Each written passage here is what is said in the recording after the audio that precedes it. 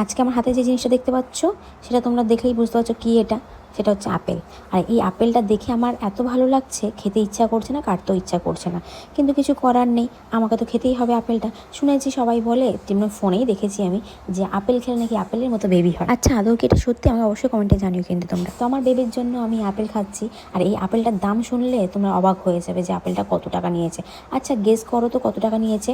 আপেলটা যে টাকা নিয়েছে আমি সে কটা পিস করে দেখাবো, মানে সে কটা পিস তো আর করা যাবে না, অতগুলো পিস করাই যাবে না, তাই যে কটা করলাম তোমরা গুনে বলো কটা পিস করেছি আমি। আর এক একটা পিস 10 টাকা করে পড়েছে। এবার বুঝে নাও তোমরা আপেলটা কত টাকা নিয়েছে।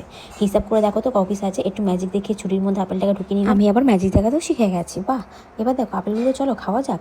লাল লাল কচকচে আপেল, এত ভালো লাগছিল না, স্বাদটা কিন্তু যেই ছিল। কেমন লাগছে বাবু তোর?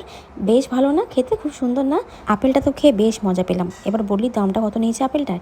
এই একটা আপেল নিয়েছে 80 টাকা, মানে বুঝতে পারছো।